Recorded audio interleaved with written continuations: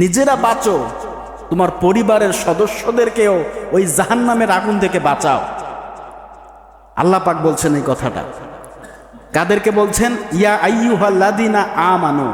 আল্লাহ পাক যখন শুধুমাত্র ইমানদারদেরকে ডাক দেন, মুমিন বান্দাদেরকে ডাক দেন, তখন বলে, আদর করে বলে, ইয়া আইয়ুহাল্লাযিনা আমানু, ওহে আমার বিশ্বাসীগণ, আমার ইমানদার বান্দারা শোনো, তোমরা নিজেরা বাঁচো, তোমাদের পরিবারের সদস্যদেরকে জাহান্নামের ইন্ধন থেকে, আগুন থেকে রক্ষা করো।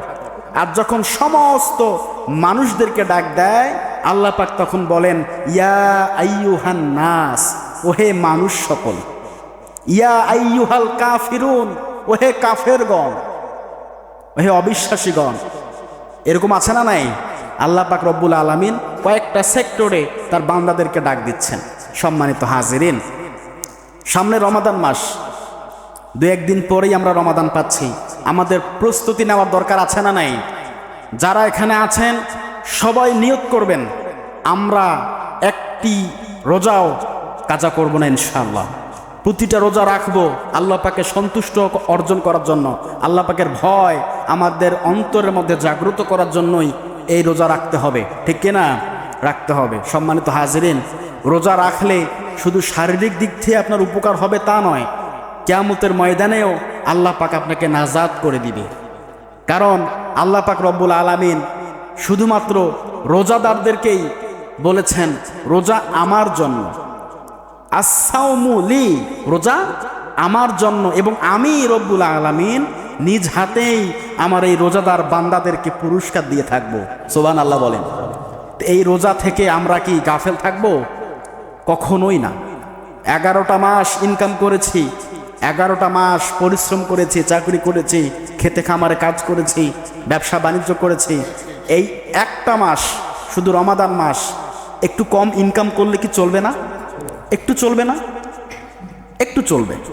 এই একটা মাস ইনকাম কম হলেও রোজাটাকে মিস করিয়েন না, রোজাকে মিস করিয়েন না। কারণ এই রোজা আপনার জীবনে সামনে আসবে কি আসবে না আর কোনো গ্যারান্টি নাই। গত রমাদানে আমি এখানে আলোচনা করেছিলাম, সেইখান থেকে দেখা যাচ্ছে কয়েকজন মানুষ আমার সামনে আর নাই। প্রায় 3 থেকে 4 জন ব্যক্তি আমার সামনে নেই। তারা গতবারও রোজা রেখেছিল, নামাজে এসেছিল, তারাবি করেছিল, নাই তারা। কোথায় আমরা যাচ্ছি? ঠিকই সব চলছে, আপনি আমি ছাড়া দুনিয়া ঠিকই চলবে। আপনি চোখ বন্ধ করে এখন দেখেন, আমি নেই, আমি কবরে। দেখেন তো আপনার কোনো কিছুই থেমে থাকবে কিনা?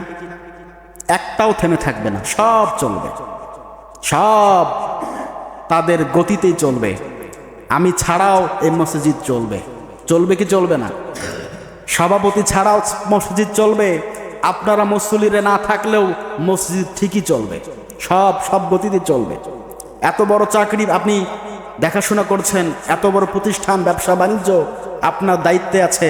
আপনি মরে যান, আপনি মরে গেলেও আপনার শিক্ষা প্রতিষ্ঠান, ব্যবসা বাণিজ্য, কাজকর্ম, চাকরি বাকরি সব তার গতিতেই চলবে, চলবে কি চলবে না?